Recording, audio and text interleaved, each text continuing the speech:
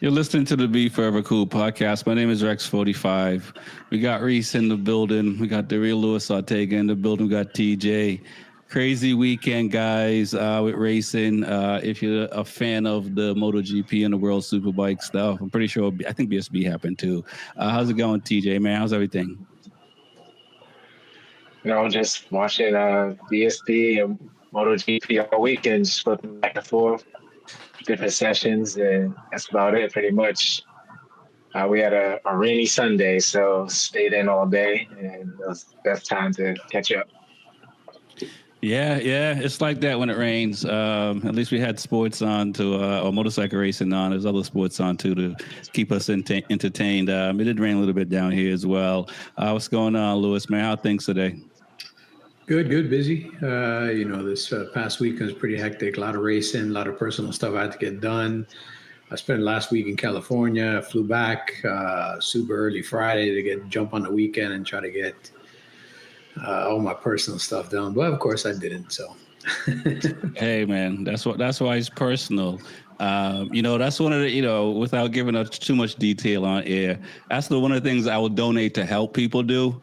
Because I remember doing it once and I was just like, man, listen, man, I'll give you something for that because it's no fun.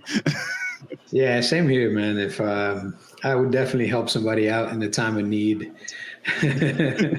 there's some things you own that you don't realize how much you weigh. They weigh until you try to pick them up by yourself. You're like, how did I ever get that shit in my house in the first place? Who helped me? I didn't do it myself. I know that for sure. Reese, man, how are things, man? You got a big weekend coming up. So, I mean, I think you must have been just on cloud nine since last weekend started. Oh. It's been a hectic week, same as Louis, man. Just getting back from California, now over here in Texas. Get a long weekend ready to go, in the heat. Time to get back to work. Yeah, right, man. Well, it is that. It's time to get back to work, and the people come here for the motorcycle talk. So we'll get it going. A little different tonight because I mean, the younger brother finally got one. Looked like he would have had two if he didn't crash out. So let's just talk about that and what you guys think of what Alex Marquez accomplished and how much of that did Mark want to let him win versus because the championship would have been over, obviously, and it still may be. But what are your thoughts on what Alex Marquez did, being able to beat his brother, which apparently no one else has done all season on a Ducati? TJ. Yeah, man. Yeah, I'll go first. No, it's good to see that Alex is back on track. I mean, for that win, for all weekend, he looked really well. It sucked to see him go down in the sprint. How hard he's been trying, but there was a lot of pressure on him anyway because Mark does not want to win the championship yet after how well he's been doing. So he knows his brother's his only competition. So he's been rooting for him. So now his brother wants to push a little stronger. And yeah, I'm glad he did it in the sprint and not the GP because, that's where the more points are held. But it was really good to see him pull it out and just to see the family and them too and celebrate in front of and Mark Marquez's corner. That was just a good sight to see it for the sport. I thought it was really good. So did you think the brother gave him one? I at one point when he got in front of him, I think Mark was like, I would just let him get a second or half a second, but not make it too obvious. But he did put in a little fight, and I don't think he was going to try to pull it off. I think he's going to let his brother win that one. Okay. All right. Reese, what are your thoughts on the win? And for you, man, do you think that, Alex can do it again? To say he can do it again, maybe. I mean, depends on the track, depends on where he goes. That's going to be the biggest factor. I mean, I'm glad he did pull it out, and like TJ said, I'm glad that he didn't, crash in the GP race. I'm glad he crashed in the sprint race. And I think the pressure was on him. And I mean, I watched the kind of like the after talk for it, and he said that it was his fault. He was pushing, and his brother Mark was saying you didn't need to push. He was actually pulling away from him. So.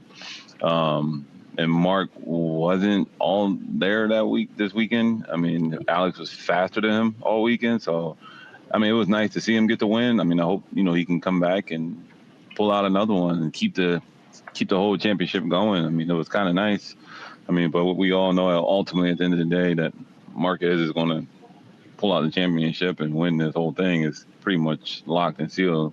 He can take the rest of the season off. Yeah. Listen, I mean, yeah. What are your thoughts, Lewis? You heard Reese mentioned, and I was thinking this as well, that, Mark struggled this weekend. Is that a little bit of nerves, or it's just sometimes it happens every once in a while? It's a full moon anyway, so it could be just that. Yeah, sometimes it just happens. Sometimes it's just not your track, not your weekend. You're just not feeling that groove. And I think he struggled throughout the weekend. I mean, if you looked at the practice, he had a couple of big Marc Marquez saves on his elbow and things like that. So, this is a track he's done well at the past, but he hasn't been dominant at this track specifically. And, again, this is a heavy right-handed track, and he's obviously much stronger on left-handed track. He loves counterclockwise tracks. And his brother just was on pace from the very first practice right till, the sprint. I mean, I thought his brother was going to win the sprint. He was walking away with it. And, he lost the front. And, that's part of racing. You crash. Right. But then his brother came back on Sunday and really did show the pace that he had on Saturday. It wasn't a fluke. It wasn't just for a few laps. I mean, there was a point in the race where, they were the only two guys lapping in that 140. And they were just walking away from each other. And I think legitimately Mark did try to win. If you look, a little bit past the halfway mark, I think with like 8 laps left, Mark tried to do what Mark normally does, is when the tires drop off, try to make that move. And he did close in on his brother a couple of times. And then he ran wide. He had a little bit of an issue. So I don't think he let him win specifically. Mark likes to win. Any top rider like that likes to be on this top step. And, when people say, oh, he let him win, again, you don't realize the bonus money that's behind these wins. The difference between first and second place could be anywhere from $20,000 to $200,000, depending on how your contract is laid out. So, I don't think Alex is going to send Mark a check for $150K for letting him win. I think he legit beat Marquez. Alex beat Mark on a heads-up event just because Alex was better at this track, man. Throughout the whole weekend, he was showing those signs of brilliance. And after the tough couple of rounds that he's had, it's good to see him bounce back and get back up towards the front, because he has had some pretty hard rounds, like the last 3-4 rounds. He went from being that guy in second place, win one, guy in second place, to like DNF, long lap penalty. Morbidelli. Yeah, he went Morbidelli on us, man. He went rogue for a minute.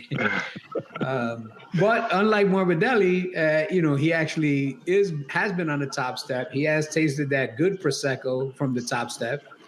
And Morbidelli has just tasted a lot of gravel lately and a lot of penalties, Yeah, we'll get to that.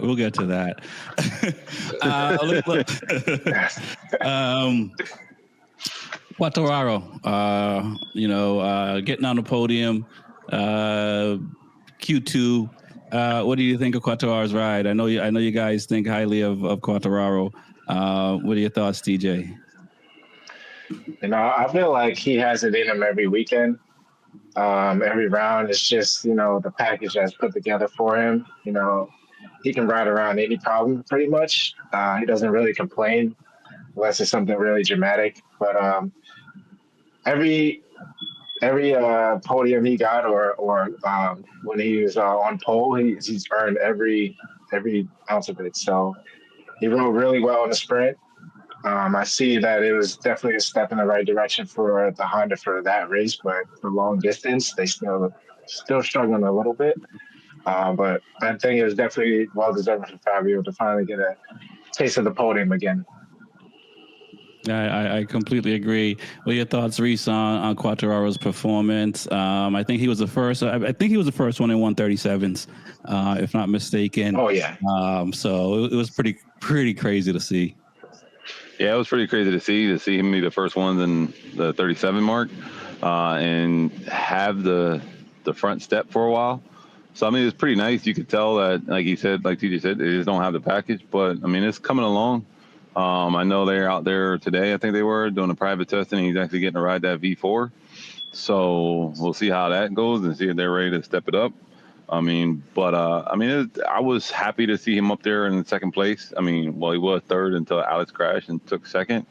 So I mean, I was happy to see that, and I was happy to see him get top 5 in the GP race. I mean, it was kind of nice to see the boys back up there and not be back there where, you know, the back markers. So it's kind of nice to see that. You know, so, if Smitty was on the show, he'll be talking about, you know, the bottom 5 need to lose their job, right? There's Bastianini and Vinales in the other thing. Once upon a time in the Yamaha boys. Yeah. I mean, what you got to do? I mean, we're the back markers right now. I mean, there's nothing we can do on that. There's nothing I can do. Just get a new package. Lewis, man, numbers guy. Yamaha, what Quartararo did. It's the best season he's had since he's won the championship. Would you agree with that? And what you thought of his performance over the weekend? I mean, he always tries to put on the best performance he can with what he has underneath him. You know, right now he is the best rider on the shittiest bike. You know, even with all the riders that Honda has, none of them are at his level as far as skill, even though their bikes are just equally as shitty.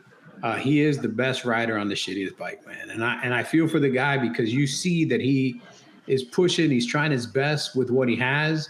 And at some tracks, again, they're Yamaha tracks. He can take advantage of the strengths of the Yamaha. And, you know, this specific track, I mean, this track doesn't have a lot of straightaways. You're on the side of the tire a lot. It's a lot of cornering speed. And that's where the Yamaha is always accelerated. So this is a really good track for Yamaha. But, you know, again, you know, it sucks that he could only be good at a track that bike specifically could work at because he's at such a deficit in power and in other things. You know, Yamaha was or has been saying that the V4 is coming. I've been hearing that for years now. They finally gave a date when it'll be on the track. So I'm looking forward to that date coming, and I'm looking forward to them hopefully taking that next step because Quartararo is a guy you should see in the top 8 every weekend. Like he's a perennial top 7, top 8 guy. He shouldn't be finishing, you know, lower than 10th, or sometimes finishing in 18th place. I mean, that's not the place. And I can understand his frustrations with the bike. But again, he keeps signing the contracts too. So the checks must be clearing and they must be big enough to keep him on that shit box until they deliver something else. Right. But at some point, you know, if they don't deliver something, he's going to have to hit the eject button, just like Mark did with Honda. You know, at a certain point, you got to think about your career longevity, what legacy you want to leave for yourself. You know, for the public, you know, if you want to leave them legacy, you can, but I'd rather leave my legacy in my bank account than leave my legacy in how people look at me. You don't have to like me. You know, I do what I do. And, you know, there's a lot of people that don't like Quartararo, but he does what he does, man. He gets on the bike, puts on a helmet, he goes hella fast on a shitty bike. Listen, so you got to give it to him. Only thing I can say is I think Zarco will object to that. He's stacked up there on a shitty bike, and he's sipping the top step of the podium. And they didn't give him a factory bike, so they did sign him, but they didn't give him a factory bike. Before we move on, what are your thoughts on him not getting a factory seat? Because I think they'll give him a factory bike just on the satellite team. Okay, like I think they just want to keep the younger guys. Huh? They're going to be paying them from satellite money versus factory money. I mean, satellite money still pays the bills, man. You know, it's not factory money. It's not fewer zeros in there. But no, but it also doesn't come. It doesn't come with as many commitments that you have to do when you're on a factory team. Like when you're on a factory team, from the time you get to the track to the time you leave, everything to how fast or how much time you have to wipe your ass is laid out for you. Like, you know, 7 p.m. Thursday night, you got to do this from this to this. You know, 9:30 p.m. Thursday night, you got to do this to this. 6:30 a.m. you got to be up because at 7 o'clock you got your first interview and you got to be there 6:45. After the interview's done, you're gonna go to the team. You're gonna like. Whereas a satellite team, they still have that structure, but they don't have as many publicity commitments because who really wants to talk to the LCR guy? Come on, man. Like legit, man. I gotta agree with that. How many times have you seen Fernandez, swamped? I can't get away. Agura, man, I've seen Agura 50 times going to the bathroom, bump into him, and be like, "Yo, man, wash your hands." I know what you mean. I saw that. It happened to me at Coda. Yeah, the factory guys, man. If you see them, they literally from the trailer to the pit to the media center to this to that, like. They got somebody with them because they have to, like, they can't even keep track of their schedule. Right. Like, they look forward to getting on the bike so they don't have to do all that other stuff. This is the part that I like. All that other stuff is what I got to deal with. And even, if you go back, Casey Stoner is one of his biggest gripes about MotoGP. He's like, I'm here to ride a bike. I hate doing these interviews. I hate doing this. I hate, I got to do autograph signings. People lay out 100 knee pucks in front of me. I got to sign these from this time to this. Like, this is not what I came. I came to ride a bike, go fast, and win. Right. Well, I mean, listen, some of that signing, I'm pretty sure Casey doesn't have a job right now. He's getting paid. So kind of works a little bit in their favor too. But let's move on. The KTM boys, guys, man, listen, I thought it was like a 3-headed dragon moving at one point. What are your thoughts on what they were doing? I mean, Bender's shining a little bit. I mean, I think we still got some more rounds for him to say, okay, he kind of saved his season. But what are your thoughts on what Bastianini, Acosta, and Bender, until he crashed out, was able to do? TJ. Well, yeah, I mean, in the sprint, Bender actually in the past, like he loves sprints also. So it was good to see him, not do terrible as he's been kind of doing this year. But for watching the KTMs, like, all three of them together in the sprint, it was actually a good sight to see that, the way they were rolling and gelling with each other. And you see they had, like, obviously the same package where they were just the same competition, but it was good to see them, like, running. I think they were fourth, fifth, they were obviously top 10, but fourth, fifth, and sixth. So that was pretty good to see. Yeah. So what I was looking at is like, all right, out of all these three, what KTM rider is trying to prove himself the most? Like, who wants to be up front and take the charge? So I see Pedro Acosta trying to take the jump, and then out of nowhere, Nea Bastianini had such a good fight, which in results he had a good weekend. So that was really good for the KTM guys, seeing the whole paddock smiling and everything. So that was a good sight. Reese, I mean, what are your thoughts on how KTM did, and also Bastianini? I mean, as TJ said, Acosta, wants to be the main guy, but Bastianini is looking real nice. Like, he's going to be the main guy for the rest of the season. I mean, yeah, it was nice to see them all up there finally. I mean, I don't know if they were all trying to prove something for the new CEO of KTM out there. I don't know what they were doing, but whatever it did, it actually worked. So, I mean, Bastianini's coming along. Like, the checks are actually coming now. Like, oh man, we got checks now. Let's ride. I don't know. They got some money now. Like, we can ride now. I'm like, hey, if you want me to ride, show me the money first. But I don't know. I mean, Bastianini's, like I said, he's coming along. I think he wants to be that top guy over Acosta, and Acosta was leading. I mean, but Bastianini's showing his potential on that KTM and actually finally stepping his game up, and not somewhere in the, like I said, back marker or somewhere you can't find him, and like, where are you at? And Brad Bender, he's, like TJ said, he likes the sprint races. He does very well on sprint. When it comes to the GP race, he falls off his flat on his ass sometimes. But I mean, he was right there. He rides a little wild. Man. He rides a little wild. That I mean, it's like you gotta call out there for him on that bike, bro. You just gotta call it where you see it, man. I mean, he's always somewhere on the ground or blown up, or I don't know. I mean, Acosta, he gets a good jump and he just kind of fades back maybe 1 or 2 spots and then kind of settle in there. Right. But it was nice to see. Yeah, it was nice. You saw how, talk about sliding Bender and Bastianini when they were all together. Those two were just sliding the rear like crazy. Right. And you seen it. They were backing it in every corner they were trying to get in there. And I was like, nice. And just had to watch. Yeah. It's very, yeah, the Tech 3 new guy. And we'll talk a little bit about that. Lewis, what are your thoughts on KTM? And also, yeah, let's talk about Tech 3 and the new owner, what's his name, from NASCAR, but also Formula One, because it seems like he'd rather say he owns a NASCAR team than who was in Formula One every time he was in front of a mic in MotoGP. What are your thoughts on what KTM did? I was impressed with KTM. Again, this is a track that I think really did benefit them, at least played into a little bit more of their strengths. But I think all the riders that are doing well in KTM right now all need to send a big thank you to Maverick Vinales, because he's the one that kind of showed them the way with this new package this year. He was the first one to really start being successful on a regular. Mm-hmm. And once he became successful on a regular, all of a sudden that started to propagate to everybody else. Everybody else started getting a little better, a little faster, a little bit more confident. I think the biggest bonehead mistake of the weekend was Acosta going with the soft rear tire. Yeah. I don't know what he thought he was going to do. That track is brutal on tires. You spend a lot of time on the side of your tire. And you saw that, halfway through the race, he started dropping. He's coming out of the corners. He's spinning the tire. I mean, if he had gone with the same compound that the rest of the KTM riders went with, he probably would have been battling with Bastianini right to the end for that third spot. I mean, he's lucky he even got away with where he got away, because had the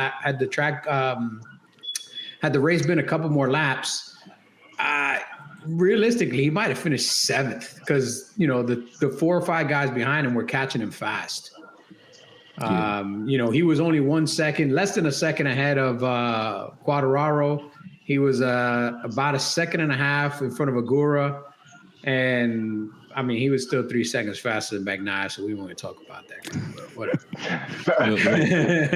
Who is it faster than Bagnaia right about now? Right. But I think the next round is also going to be a good round for the KTM package. They're going to Italy, and that track is going to be really good for them. That track is going to be good for them. It's not going to be great for Yamaha. I think Quartararo will do his best in that back side of the track, where you can kind of get some speed and go through some fast corners. But I think the KTMs will be back up there next week. I don't know where the Aprilias are going to be, because we got an injury issue now, possibly, thanks to somebody taking somebody out. I'm going to say no names. Morbidelli. Jeez. Good old Frankie's. He got away with one, though. Good old Frankie. No, that second one was he didn't get away with that second one. That was clean, the second one. But that first one, yeah, for sure. Yeah. So we'll see this next track. But I think KTM is probably going to be good the next 3 or 4 tracks. And then we'll see if they can keep carrying that momentum. And everybody on KTMs is safe right now. They all have contracts for 26 already signed. Mm-hmm. So they just got to ride. And then next year, we'll see how things sort. I mean, if things keep going the way they're going, the main person I see at any risk of losing their job next year is Binder. I think when Vinales gets healthy again, he's going to be right up at the front again. And Binder, with as many years he's been on the KTM, he's the one guy that is not shining. And you can't be on a bike, on a factory bike, that long and have you guys coming and outshining you. So next year, the heat is going to be definitely turned up on Binder, unless he's got some compromising photos of the right people, then he's going to keep his job. How many rounds is Vinales actually going to be up top, though? Yeah. If Vinales is healthy, honestly, he can be good, but again, man, he's got to be on the perfect bike. And it seemed like he helped them get the bike pretty sorted, because before he started getting on his streak, I mean, the KTM boys looked like they didn't have a roadmap on how to get around the track. And now all of a sudden, whatever they did or whatever he developed or whatever he did as far as changing the package, now all of a sudden the KTMs are looking great. And they got great riders. Bastianini and Acosta aren't slouches. So we'll see how the rest of the season goes for them. I think it's positive, and I think that new ownership. I can't remember the dude's name. Gunter, is it? Gunter Steiner. Yeah, something like that. Yeah. Again, it's always good to have an infusion of money, man. You can't go racing without money. So if you can get an infusion of money and you can get an infusion of new ideas, let's see what he brings over from NASCAR, what he brings over from Formula One. Let's see what the shakeup is going to be, because like he said in the interview, from now until the end of the year is going to be status quo. Mm-hmm. But, when the end of the year comes, let's see what happens, what changes he's going to make. How's the team going to look? Are they going to stay with Red Bull? Because technically Tech 3 doesn't have to stay with Red Bull. I'm sure Red Bull is giving them some good coin. But let's say he wants to rebrand the team under his brand and do all these other things and bring in new sponsors. It's going to be real interesting for Tech 3. I hope Tech 3 gets a huge infusion of money. I hope they get away from the Red Bull logo. Like, we don't need four dudes on bikes that look exactly the same, even though they're not. Like, bring in some new sponsors. Right. Let's go Formula One style. Let's have 15 different sponsors sponsoring bikes out there. Yeah, I'm gonna look forward to seeing what happens. I mean, I think for Harvey Montreal, it's tough letting go your baby, and he's had that baby for a minute. I think he's maxed out what he could do with it. I mean, he's had a lot of success. If you think about all the people that have gone through Tech 3, think about all the riders they have back when they were with Yamaha. Mm-hmm. I mean, that was a launching pad for a lot of great Yamaha riders. That was a launching pad for a lot of great riders in general. Yeah. For sure. So it just comes, sometimes it just comes that day that you just got to let go. We got to let go. That's the downside. It's father time. Sign that check over. That's it. But let's move on to Aprilia, because you touched on it a little bit. We'll talk. We'll start with TJ on that. Aprilia, what they did, it looked. Bezzecchi looked like he would have been the front runner for the Aprilia brand until he got jacked up, and even though he did crash out in the main race. No, he only made it one lap. Did he crash out in both races? Did he crash in the second race? Taken. No, I thought he got taken out. Right? He got taken out, and then I think he crashed the second race too. Okay. Yeah. Aprilia had a horrible weekend. Yeah. This is the one of the weekend they need to forget. Yeah. He completed one lap. Yeah, what are your thoughts, TJ, on Aprilia, Martin, the Trackhouse boys? Because Agura is looking really good again after hopefully just healing up better, because he's starting to show pace again and getting out in front of Fernandez. What are your thoughts? Yeah, TJ? Agura probably looked the best out of all their Aprilia riders this weekend. I mean, with Martin getting taken out by Bezzecchi, by Morbidelli and the sprint. Was it Morbidelli? Who did Furman take out? Yeah. So Morbidelli took out Martin, and who took out and Furman took out Bezzecchi? Yeah, Furman took out Bezzecchi, and that's the correct name. Ducati, huh? Italians on Italian. Yeah.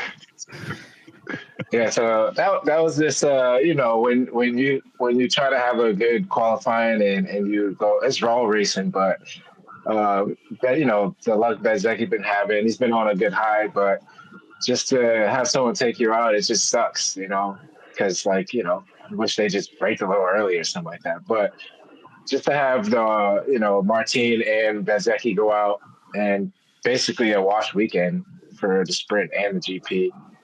It's hard to think about, because you're like, you got nothing out of it. You tried so hard to get where you are in the beginning, and all the practicing and stuff like that to get ahead of everybody. So, hopefully, luckily it's a quick turnaround and they can just forget it and hopefully just look like KTM and get all their Aprilias back going on the right stepping stone. Okay, that's what's up. Reese, what are your thoughts on Aprilia? They seem to be more consistent this year. I think, the first few races we can probably say was up and down. They also didn't have Martin, obviously. But Martin finished 13th in the main race. I don't know. And he was taken out in the sprint.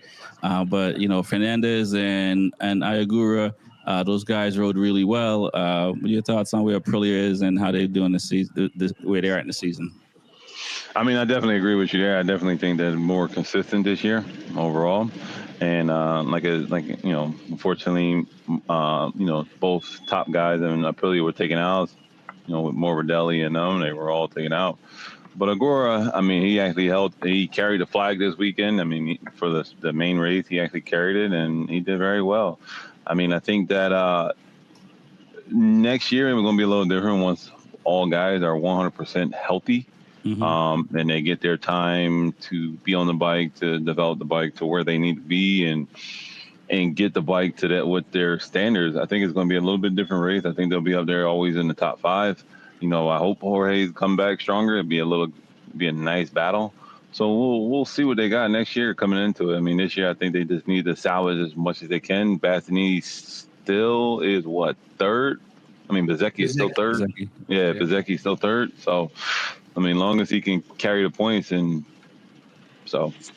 Right. I mean, he's doing better than Pekka. Do you think that? I'll throw that out there. Yeah. I mean, I see it. I see it right there.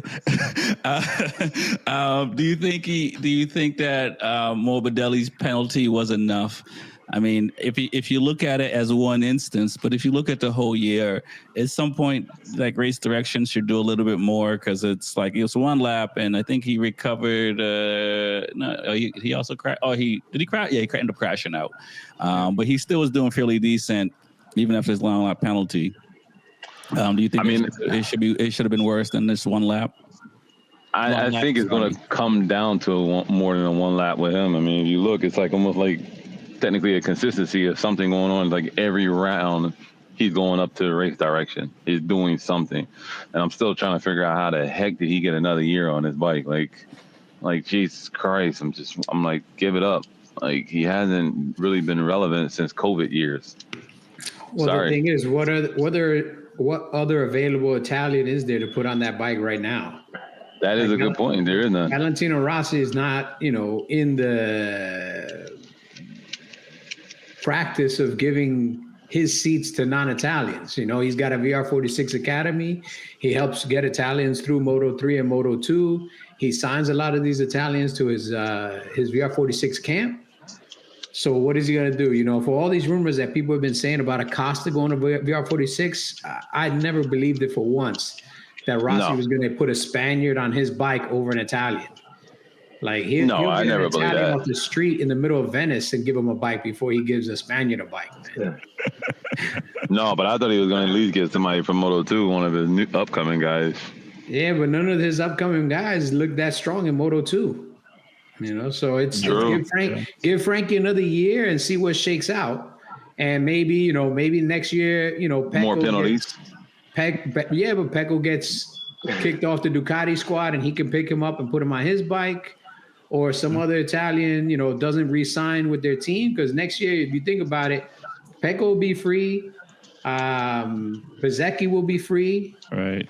There's a lot of free Italians next year that he can put on the bike. So giving Frankie a 1-year contract just to keep an Italian ass on that seat and keep it warm for another year is not a bad idea. Even though Frankie's going to cost him a lot of money in parts and a lot of headaches. But Frankie's, he's doing fairly well. I mean, when he's not crashing into people, yeah. Despite all of his penalties, he's like, so you think if he didn't have these penalties, how much further he could be in the championship? Yeah, but the thing is, like I said, Frankie kills me. Like, Frankie's my boy. I like Frankie. But Frankie's like that brother that every time the phone rings on a Saturday night, you're like, oh, shit, man. That's you, bro. It's 1 a.m. Why he calling me, man? What did he do? Oh shit! That's Frankie. Like, you my family, my boy. I like you. 1 o'clock Saturday morning. Yeah. Why is the cops calling me? Open the door. Hi, this is Sergeant such and such. Are you Luis Ortega? Yeah. I had nobody else to call. I mean, listen, you're absolutely right. I mean, Rossi looks out for his peoples. Yeah. And we saw that, I mean, I think, we're going to move on to Honda anyway, but like he looks out for his people. You see what he did for his brother and all the other riders that he's brought through. And even, I can't remember, isn't it Migos? Migo? He has a Yeah, Mino. Yeah, it's just like these are there's more, and I'm knock to him, but there's more talented riders than him, and he's in Moto E now, but still, he's still on a bike. Well, I think the reason that they signed Frankie this late in the game is because he really was waiting to see if Honda would sign his brother. And once Honda signed his brother, then he was like, all right, now I got a seat available. Let me sign Frankie. Yeah. That's really, I feel that's really what it came down to, because if Honda did not sign his brother, then his brother would be back on a Ducati next year on a VR46 bike. Gotcha. That's just the way he works. And I don't blame him, man. If that was my family, and I know his brother has talent. His brother's a talented rider. We'll talk about that because as we're going to jump into Honda. But let's talk about how he's been doing. He come back after his injury, and he is a talented rider.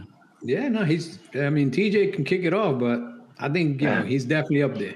TJ, we'll set it up, man. Look, we see Zarco, the other Frenchman who's doing well on a bad bike. Mir is struggled a little bit, but did well. But it looked like Luca is kind of having back-to-back rounds, and he's going home next weekend. So his chances are he might even get on the podium on that Honda, because that Honda was looking strong out there, fighting with the KTM's and the Aprilias, man. Yeah, the Honda's actually looking much better than, you can see their progression. And when you come off an injury, you obviously have your setbacks. So it's good to see, Mir, Luca Marini, Mir always crashing, Luca Marini was out. So it was good to see Honda actually finishing. Zarco's proved this point. He's got on the podium. He's thrown that bike around. So for him crashing out, he was giving it his all. But, for them to finish, I think Mir and Luca Marini finishing top 10. It was definitely good to see. It looks like definitely Luca Marini coming back into his own. And then when you start finishing and getting top 10 and actually finishing the whole weekend, you build more confidence, and you see it in Luca Marini for sure, where he's battling with guys that not used to seeing him battle with. So. Okay, what are your thoughts, Reese, man, on what Honda is doing? I'm trying to see what Zarco was 7th and in the qualifying, and Luca was. I think it was like 3rd. He was in what, qualifying? In qualifying. Yeah. So yeah, pretty fast. What row was Luca Marini on? 2 or 3? Third. He qualified 10th. Yeah, he started 10th. Probably even 4th row, right? Fourth row. 4 across? Yep.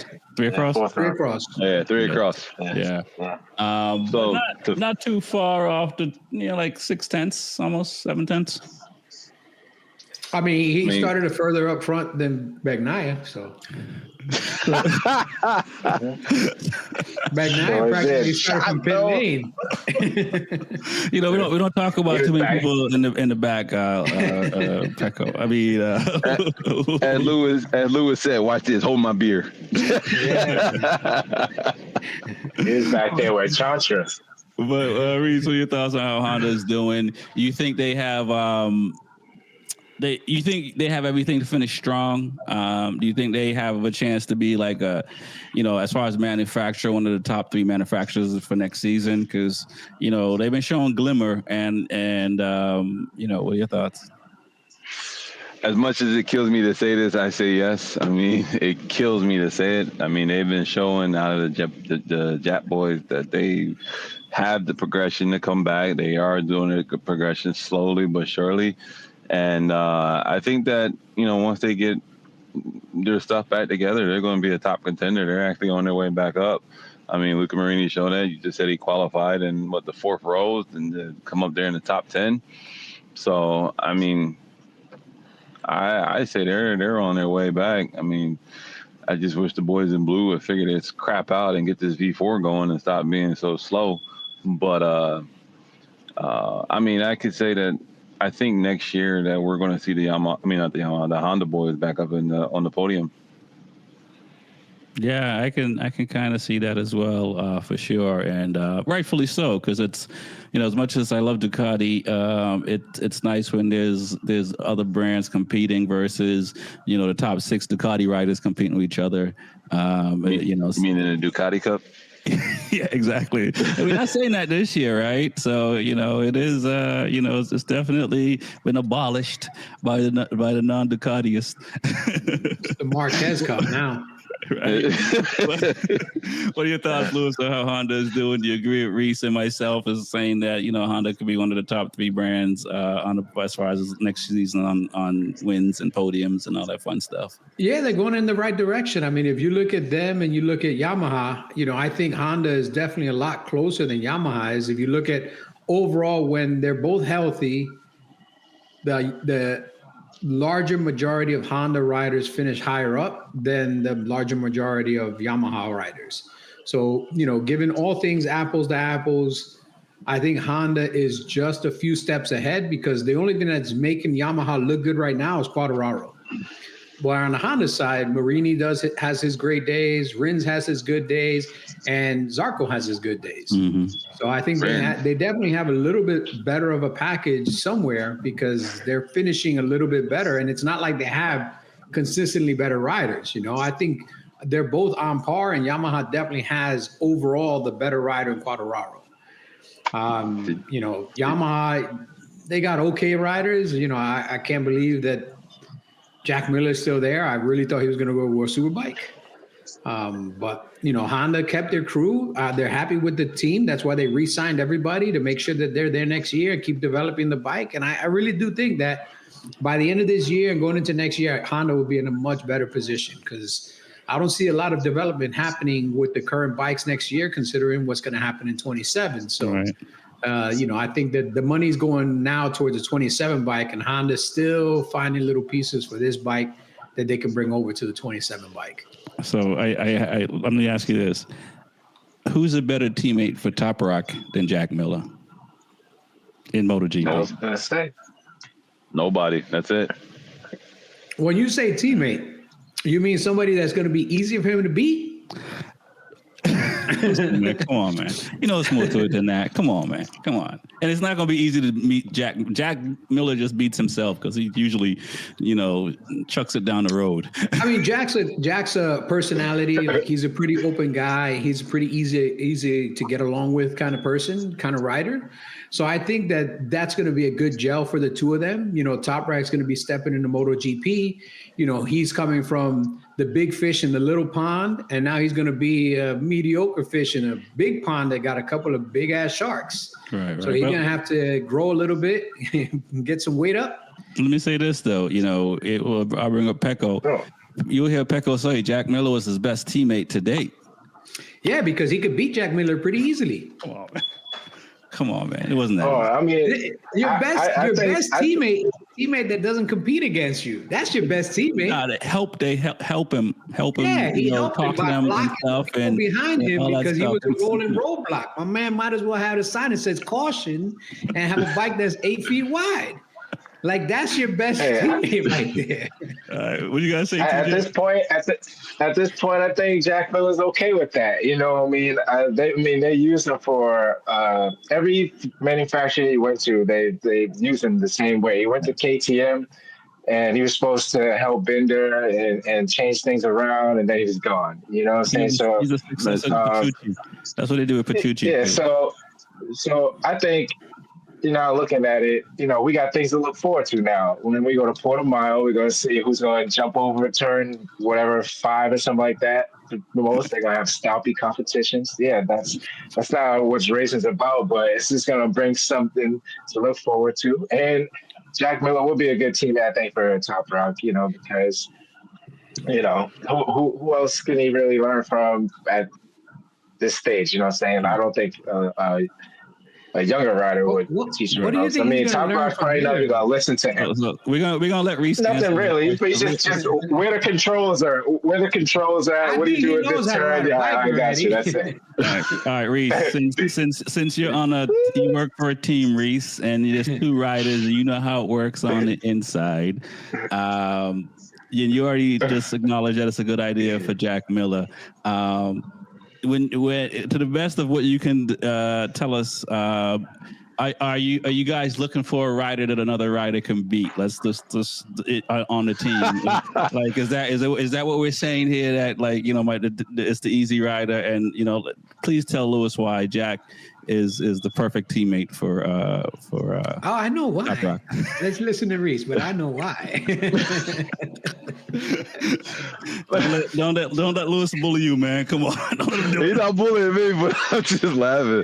But no, I think Jack is okay. I mean, Jack is a good rider. I mean, he's a hell of he can help develop a bike. That's one. He can help develop it and understands. He's coming from Ducati. So he knows the inside and out of that V4 that's coming. He can help bring that V4 up into specs and to get it to where the Ducati was. I mean, yes, he is a great, easy person to beat, as Lewis would say. And if I'm Jack Miller, I really wouldn't give a damn as long as the check's clear at the end of the day. Cha-ching in my bank. But no, I mean, I think Jack and Toprak will get along just fine. I think he'll help Toprak develop into a better rider. I think Jack will show Toprak certain things that other people won't show him, because we all know Jack just doesn't have a filter on him. He has zero filter, zero cares. He's going to tell it like it is. And so I think that's where it's going to help Toprak become that different animal on the bike than anybody else would. Okay. Do you think Toprak he won't turn into Pecco, though? Any influence in getting them re-signed? Do you think, like, they, behind the scene, they already knew this and say, hey, we want this guy to stay versus Oliveira? I mean, if you look at it, apples to apples in performance, I mean, really, you going to keep Oliveira or you going to keep Jack? You mean you're going to keep the guy that the weekend that Jack got signed to a new contract beat Jack's ass in both races, or Jack? He's looking for a new job, man. Come on. It's a job interview he's doing right now. You know how it works. Like, you job got more around outline. The job. I'm really good at getting hit by other riders. Hey. Unbreakable, though. Jack's unbreakable so far. Right. I mean, you got to look at this. Who's the next Yamaha guy on that bike? Who's the next one besides Quartararo? Who is the next one? Jack. I mean, compared to Rins and Oliveira. Yeah. Rins, honestly, I think that I wouldn't be surprised if Yamaha buys him out of the rest of his contract and finds somebody else. Because at this point, Rins is just riding to try to get through his contract. I mean, I would just buy him out and get him out the seat. Like, bye, you got to go. Yeah. Right. Yeah, buy him out, get a young guy, on the seat for, a good price, get somebody out of Moto2 that shows some potential. I mean, again, you can find yourself, if you look at the Moto2 grid, man, it's pretty stacked. The top 6-7 guys, there's a lot of talent right there. I'd rather put one of those guys on a bike and see if they could do what Agura and Fernandez and Aldeguer are doing versus, staying with Rins and watching him, sit on the crash truck or sit in the tire wall or not make it out or, qualifying 18th place. I mean, right now, you're just burning gas and tires. That's it. Has anyone ever got bought out before? Yeah, it's happened before. Ask Vinales. He didn't get bought out. He got fired. Oh, yeah. I mean, I witnessed that. Conduct detrimental to the team was the exact clause that they used to fire his ass. I think he's redeemed himself. I seen that one, but if more guys can destroy more bikes than what Quartararo did not did attempt to do and didn't succeed, I mean, they're still on other bikes. I think we can let Vinales go on that one. And hey, like you say, when it's a shit box, all you want to do is break it. Yeah, man. I mean, I understand why they picked Jack Miller over Oliveira. I mean, Oliveira has no consistency, but it's not always his fault. I mean, obviously he's been hurt a lot of, again, no fault of his own. But do I keep Oliveira? He needs some milk. Yeah, do I keep Oliveira or do I keep Jack Miller, who's a more well-known commodity, who's more liked, who comes with a little bit more cachet, has more experience? I keep Miller. Games. Yeah, I keep Miller. I keep Miller because at least I know it's going to help the team in a positive way. Right. Even if he's not that competitive, it's a positive impact overall on the team and overall on Yamaha. Right. Well, let's segue right into. Go ahead. I was gonna say, why was it such a hard decision? They waited so long, like the last minute, like it was. Honestly, I think they were trying to get another rider, and the other rider fell through, or they couldn't come to agreement with another rider. So then they were like, let's just lock in Miller again, because Miller started to put that little bit of pressure that he's looking elsewhere, that this and that. And I think they wanted to see if they could find somebody else, but they couldn't. So they just, sometimes they're going to pick the easier path. They were going to bring Manzi over until Ray decided to retire. Retire? Yeah, maybe. Well, let's talk about World Superbike and Top Rock. Hat trick, right? It seems like Bulaga Bulaga's riding in the best ride he's riding, but he seems like he's in his head the way he's riding a little bit. What are your thoughts on, what Top Rock is doing in World Superbike? And, it was pretty cool races this weekend. And I'll save it for you, Lewis. You'll talk about Sam Lowe and Alex Lowe's because one of them survived. What are your thoughts, DJ? Yeah, I mean, Top Rock he's ready. You can see he's just a standout right now. He's showing that he's unbeaten, and even from last year when he was off a couple rounds, he was up by a lot of points and still came back to win. So he's just showing that he's ready, and to have the hat trick, I forget how many wins in a row he's had, but just to complete the weekend again. One less than Marc Marquez. I think it's like 12 or something like that. I feel for Bulaga. I feel for Bulaga. I mean, last time when we talked, we thought he had a shot of just keeping it close, but I think Top Rock's going to have it locked unless, something's wrong with the bike or, just a racing incident. But just to pull a hat trick again, and, Bulaga also second all the way around, which is, the best he can do, At least he didn't get like a third or anything like that. It's like he did the best he can do. It's just, we talked about it. He wants to be that champion. I just don't think he's going to get it. Top Rock's just been amazing. The best he could do, it was ugly too. He made some mistakes, but he fought back to get that second. So if he could have had a ride like Top Rock, maybe it might have been closer. TJ, can he really ride like that, Top Rock? No, you can't. It's a different style of riding. I love watching. I mean, it's a different style of riding, and he's a lot smoother rider. And the things have to be right, I think, for him to go fast. I mean, he's doing better than Pekka. I can go fast on any bike.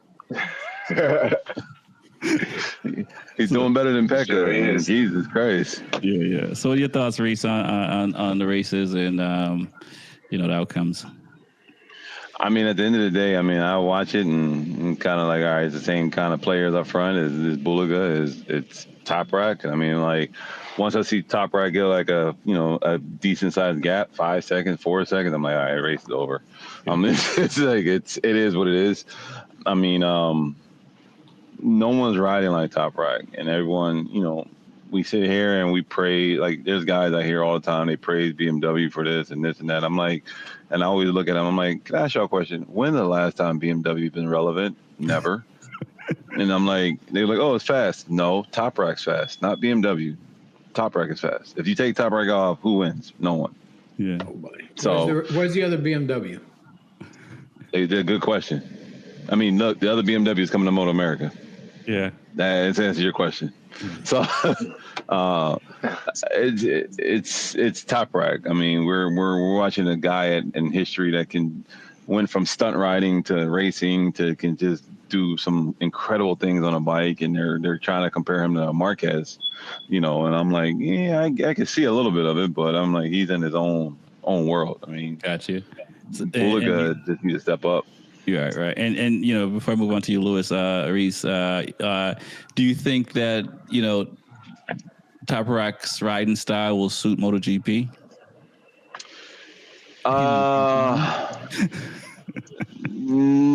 Yes and no, because I know the chassis are a lot lighter. They're a lot different. So he's going to have to get used to that chassis to be able to maneuver it like he wants to and move it around like he wants to. That chassis is so light, he's going to flick it in there and whoop, out he goes.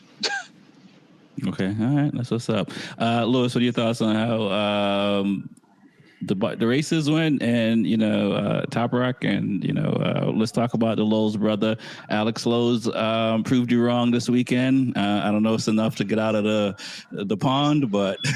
It barely proved me wrong. Why you hate the brother so bad? I don't hate them.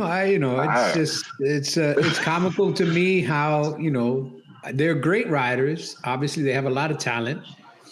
But, I mean, they've been in the sport for a very long time. They've probably racked up the largest repair bill of any two siblings in the history of motorcycle racing, including the Marquez brothers, who also put a bunch. But they win. But they keep getting rides. Yeah, exactly. They keep getting rides, I know one gets a ride because he's married to the owner of the team, and the other one, again, incriminating photos of somebody. I don't know, but they keep getting rides, and good for them. I'm glad they keep racing. He got a double podium this weekend. His brother finished one race on the track, finished the other race in the crash truck. So, a Lowe's brother is always, at least one Lowe's brother is going to put it in the bin each weekend. And this weekend, gas for nothing. This weekend they didn't disappoint. So even they aren't on the podium. What do you think about that Kawasaki motor and the new team? Because it's pretty impressive. It's impressive. It's very impressive. I mean, it just goes to show how Kawasaki themselves must not be giving a damn where their motor on another frame is doing that good, but their own bike is a shitbox. Like it just shows that Kawasaki is just not invested in putting anything in that team. Because if somebody can take the motor out of your bike, put it in a different frame, in a different chassis, develop a couple of different parts and everything else, and be as good as BMWoto is being, on the bike with that motor, and then Kawasaki can't even keep up with that bike. Like, what's going on, man? Like, Kawasaki should kind of a little bit be ashamed of themselves, man. I mean, they can be proud of the motor, but they can't be proud of themselves. The motor is great. It's just everything around the motor is not working. So why don't you invest the money? Why don't you put forth the effort? You obviously have a great bike. Yeah. As Garrett, that one. Garrett would love to have any parts, anything, develop me something, do it, a foot peg. Give me a foot peg. At this point, I'll go faster with a better foot peg, And then on the Ducati side, Bulaga is a great rider. He's a great rider. I think Ducati's biggest mistake this year was not moving to the new bike. I think staying with the old bike and thinking that they're going to get through the season with the old bike, with the new bike already available, and not bring it to the market. It's not available. It's not. The new R. The R is not. Yeah. So that's the one. They have to use the R. Yeah, it's 1,000 cc. The other one is 1,100. Yeah, they should have brought that bike to market sooner, man. Because I think he's getting out hustled right now because BMW has the newest, latest, and greatest version of their bike. Mm-hmm. And, he's still on the older bike that really is not getting into development because it's not going to be used next year. So it's like I'm kicking the can down the road for a year. I can't really do that much with it. I'm restricted to whatever the restrictions that were already on the bike are on the bike. And then BMW, they started the year with some struggles because this new bike didn't work out very well. And I guess they found their way. They got a ton of horsepower. They got a ton of agility, and the bike works great for a top rack. And whatever the bike doesn't have, top rack fills in that last 6-7% with his talent. And, I don't think Bulaga is I think Top Rack will probably win the championship with 2 rounds left. At this point, just looking at the numbers and looking at the way that things are kind of progressing, I think with 2 rounds left, he'll probably walk away with the championship, unless something dramatic happens. Like I said in the last show, this is the Top Rack show. This is the Top Rack championship to lose. Bulaga can do everything he can, but, he's still got to beat that guy in front of him. And Top Rack is just riding, man. Like I think he's the first superbike in Magna-Cura history to do like a sub 135. Yeah. Like, that's fast, man. If you think about all the people that have been riding that track for all the years they've been riding it, that's an accomplishment. Anytime you break an all-time lap record at a track where the lap record, I think, is something like 6 years old or 7 years old, and the one sub 135, nobody's ever done it. So the dude is pushing like nobody's business. So let's see what happens when he comes to GP, man. I hope he can adapt. It's a different bike, but I'm sure, again, he knows how to ride a bike. He just needs to adapt to riding a new style of bike. Right. And we haven't seen a superbike guy come over to MotoGP in a long time and make an impact. I mean, the last one was Ben Spies. Crutchlow. He got one. He got Did some. Crutchlow ever win a race? Yeah, he won a race. In the rain? Had to be in the rain. He got on the podium in the rain, but I think he won a race. In the rain. I don't know if it was rain or not, but he got one. Friday. He was the rain. Red flags Yeah, it was and, Friday rain. Might have been. All right, was rain. the last superbike guy to win in the dry was Ben Spies. So it'll be interesting to see what he can do, Yeah. We'll see, and you never know. Gonzalez might make it over, although he didn't race Superbike. He raced Super Sport. Yep. Honda got some stuff shuffling around. I think they thought. Who did they think? I was going to say, I think they were hoping Zarco was going to Honda Superbike, but instead he stayed over. So now you got Samkat Kantra coming over on one of the bikes and Jake Dixon on the other bike. So, I mean, Xavi V8, Jack was the last name. He's out of it, right? He has no seat at the moment. He has no seat. What are your thoughts on what Honda is doing over there in World Superbike, TJ? I mean, we can sum it up in one word. Just watching. I mean, it's an interesting shakeup. It's an interesting shakeup. So, I mean, I don't know what the best fit would be for him, but I guess Chantra going to World Superbike, that's better than him being in MotoGP. Well, yeah, I mean, they got rid of his seat. I mean, so he got no choice. But like, I mean, he's a nice guy and all. But I think they were pretty kind of. I mean, obviously, Iko Lukowono left. But like, they're gonna take a few years to. I mean, Jake Dixon. I mean, it's gonna take a few years, right? A few years, man. It's gonna take some time. Yeah, right. It's so. I mean, can we make sense out of why Honda would pick? I mean, again, I can see Jake Dixon, but Contra, I think is because the Asian market, and they probably wanted to keep him in the Honda fold. Mm-hmm. This is a big market. Where he's from is a very, very big market for Honda as a company and for the units that they sell there. So it's important to have some representation. So I think that's why, and they're giving him an opportunity. I mean, the guy knows how to ride. It's not like they're just giving him an opportunity because where he's from or anything like that. Yeah. And I think he might do better in World Superbike just because, looking back at the way he rode in Moto 2 and the bikes in Moto 2, even though they're different, I mean, I would compare Moto 2 closer to a World Super Sport and a World Superbike than a MotoGP bike. I think there's a big leap from a MotoGP bike back to a World Superbike. So I think he'll be in a little bit better position than where he was at now. It gives him an opportunity to help continue to work forward. Maybe he's a good development rider. Maybe there's something that Honda saw from him from his time on the satellite team, where they were like, "Hey, this guy has a great opportunity here. He's a good development rider. He knows how to find issues with the bike." And I know Honda's working on making a new package and, developing some new stuff. So this is, again, an opportunity for them. The Jake Dixon signing, you know me, man. I'm not a huge Jake Dixon fan. I'm not leading the Jake Dixon fan club. I can see why they signed him. I mean, he's a little bit of a more mature rider. He's going to come with a little bit more experience and so forth. I think he's going to come with a little bit more fire in his belly because he didn't get that opportunity in MotoGP, but he's been a front runner in Moto2 for a long time. So now he's going to come over to the big pond. And if he does similar to what Bulaga did, coming from Moto2, coming from where he was at, I think he could do great. Again, the limitation there is more than anything is the bike. Honda just hasn't had a strong package in a long, long time.